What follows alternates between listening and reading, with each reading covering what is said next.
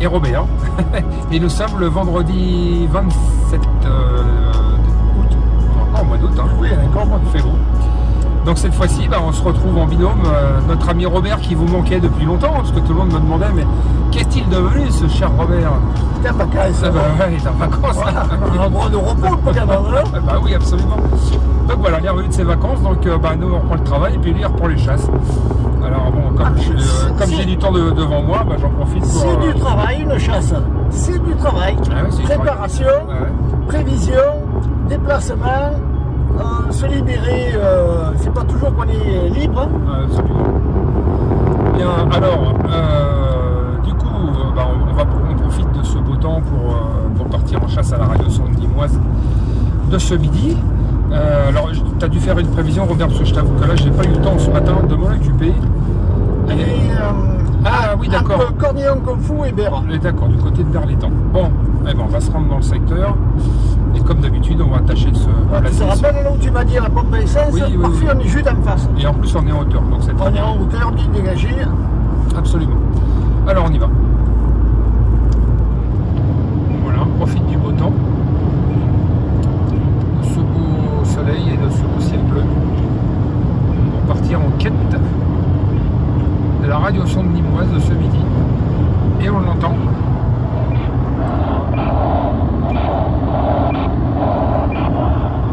T'entends, Robert? Ouais. Ah, je vais te dire où elle est. Et concentré, Robert. Mon copilote. Alors, voilà. Il y a l'antenne qui est là-haut. Donc on s'est positionné sur le point haut, là, comme d'habitude. Robert, qui surveille, qui est prêt aussi. Ah, bah moi je scrute. Hein. C'est bon, on a éclaté. On va entamer sa descente. Alors, on disait donc qu'on avait remarqué sur les derniers envols, au moment notamment de la descente, qu'il y avait beaucoup de fatigue sur le retour. Et ça, je pense qu'on peut l'expliquer sur le fait que les nouvelles radiosondes M20, elles sont plus légères, elles sont 2 fois plus petites que les M10. Et elles ont, rappelle-toi, elles ont les bords arrondis. Donc elles ont un CX, qu'on pourrait appeler un CX, c'est-à-dire une prise au vent qui est quand même moins prenante que celle que pouvait l'avoir une M10 qui est 2 fois plus grosse. Et peut-être même 3 fois plus lourde. Je ne sais plus les M10 combien elles font en poids. C'était dans les 200 grammes, il me semble. Ah oui, donc c'est vraiment plus gros. Alors, les M10, c'était des cubes avec des angles vifs. Et ça, au vent, tu vois, le vent ne glisse pas dessus. Sur les M20, les bords sont arrondis. Alors, ce qui pourrait peut-être expliquer sur le fait qu'avec son propre poids et la descente, comme le vent n'est plus freiné par les arêtes, tu comprends, la sonde, elle tourne sur elle-même. Alors, moi, je pense que c'est peut-être ce qui pourrait expliquer pourquoi on a plus de fading avec les M20 sur le moment de la descente que sur les M10. Problème qu'on ne rencontrait pas, là c'est toi qui pourras plus le dire, avec les M2 K2 à l'époque, qui étaient encore plus grosses que les M10 et qui avaient aussi des angles vifs. Les M2 K2, elles n'avaient pas de QSB. Quand il y en avait, ça voulait dire que le dérouleur ne s'était pas déroulé. Il n'était pas déroulé, oui, tout à fait. Ou il était accroché avec les suspentes du parachute. Ouais. Mais là, je sais pas, là c'est souvent qu'elles sont accrochées maintenant. Alors ça pourrait, je pense, être une explication. Donc on va voir, on va décoder, là j'ai mis l'ordinateur en route. Et on va essayer de voir si on peut décoder ça et se bimer dans le bon sens. Et on vous tient au courant au fil du temps.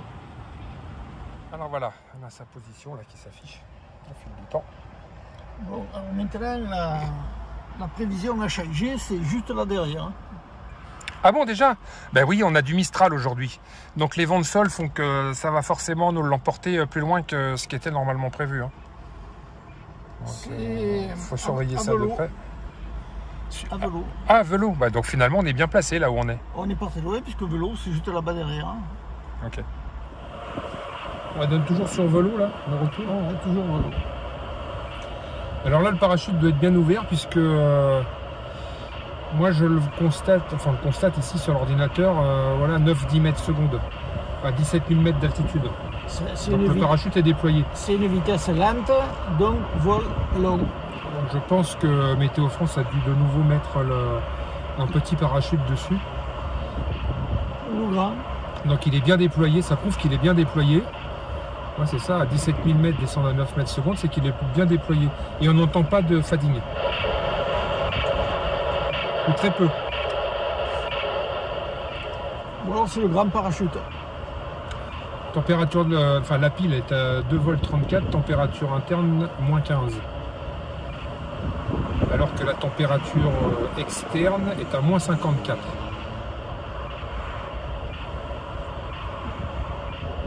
Un truc intéressant qu'il y avait avant, il mesurait la tension de la pile et sous 3 volts, il coupait le GPS. Et peu de temps après, il coupait l'émission complète. Là, j'ai l'impression que ça ne doit plus exister ce système-là. Ah, peut-être. Tu sais, comme Parce ils que- ont allégé, Parce qu'en plus, la ils pile, ont allégé l'électronique, peut-être qu'ils ont supprimé cette fonction. la pile elle est plus faible maintenant. Au lieu d'avoir 6 volts, il n'y a plus que 3. Ouais. Voilà, regarde, écoute Et le encore, fading. c'est 3 au Écoute le départ. fading. Oui, Là, il y a du fading. il y a du fading et pourtant on est à 8 mètres secondes. À 16 000 mètres maintenant. Donc le parachute est déployé, mais la sonde tourne quand même sur elle-même.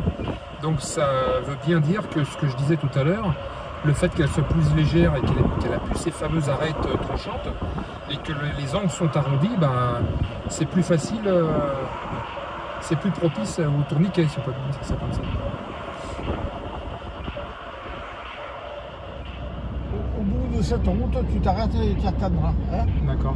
Bon bah là on a repris la route en direction de la commune de Velot, puisque comme la radiosonde elle plane, enfin la vitesse est lente plutôt, par conséquent le vol va être un petit peu plus long que prévu. Alors on va s'avancer sur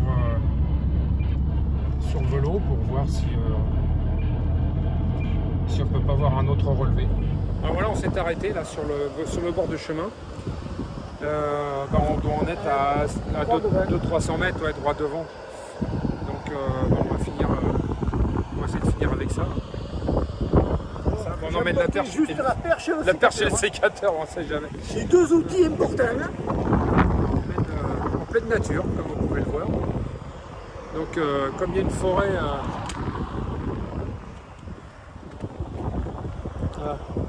il y a une forêt là-bas derrière, donc à mon avis ça doit peut-être tomber là-dedans. On va aller voir ça de plus près. Il va falloir prendre le petit chemin à droite là certainement. 150 mètres. Par là, alors on est sur la droite, on a un champ d'oliviers. Je ne sais pas si on le voit. Possible que ce soit là-dedans.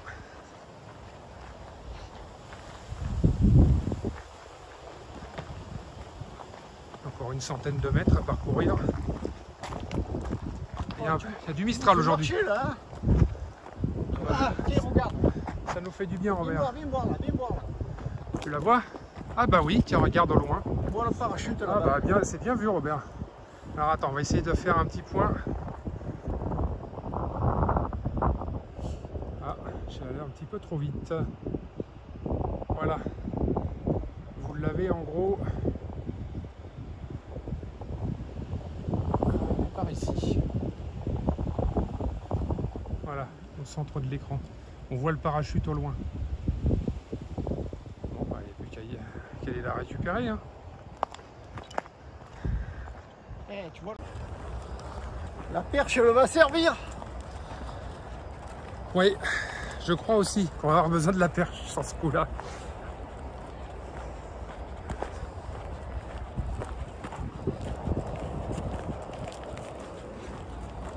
Bon, ça nous aura fait une belle petite balade dans la nature.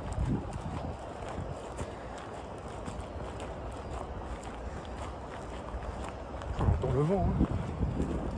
Oh, je l'arrête au mieux. Voilà. On l'a en direct. Alors on a de la forêt sur la droite, sur la gauche. Et elle est tombée juste là, au milieu du chemin.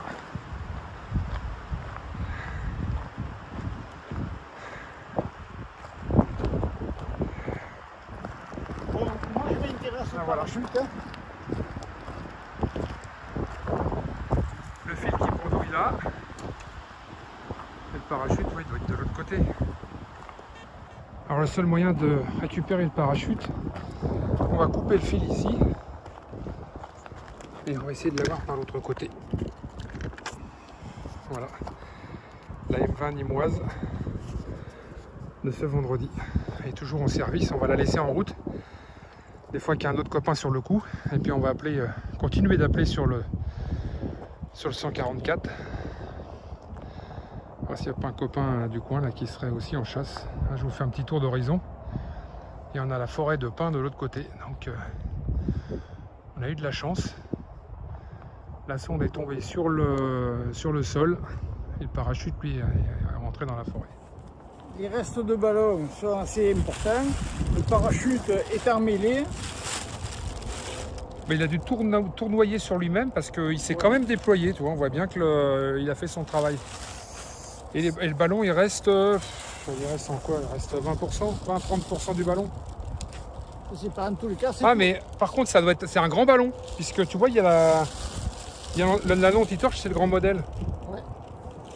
Donc cette fois-ci, ils l'ont fait partir avec un grand ballon. Un grand parachute, pas un ballon. Avec un grand parachute, pardon. Donc ce qui veut dire que c'est ce qui explique pourquoi elle a pas mal plané. Le parachute a fait son effet correct par rapport au petit. Ouais, mais elle s'est mise en torche à 8000 mètres à peu près. Oui, mais bon, après, tu as quand même du Mistral, donc tu as du vent de sol. Hein. Ah, ouais. Donc c'est ce qui pourrait peut-être expliquer pourquoi il y a une descente un peu plus rapide. Mais en tout cas, par rapport à son éclatement, j'ai le sentiment que le grand parachute a fait plus son travail que le petit. Et en fait... Longtemps, elle était vol long. Elle a eu vol court que sur la fin, que en dessous de 8000. Ouais. Tout à fait. C'était rondement mené pour cette fois-ci. Pour une reprise après tes vacances, c'est bon? T'es content de toi? Il faut que je rattrape Christian. Oh, puis moi, il faut que je vous rattrape aussi. Hein. Christian, il en a beaucoup les M20. Hein. Bon, bah, c'est bien. Alors, l'ami Guy, bon anniversaire en direct. Salut Guy, F6YG. Alors on en profite, ce message lui est dédié, c'est son anniversaire, donc on lui fait un petit coucou en passant. Et puis voilà, en ta mémoire. Voilà bon Guy. En tout cas, merci une fois de plus de nous avoir suivis sur cette chasse et puis pour cette reprise pour Robert. C'était bien sympa de enfin se retrouver en duo. On pensait que d'autres copains seraient venus avec nous, mais finalement tout le monde n'est peut-être pas forcément disponible. Voilà, en tout cas, on vous souhaite à tous une bonne reprise pour ceux qui reprennent après leurs vacances. Et puis à très bientôt pour une prochaine chasse. Salut! Allez, 60.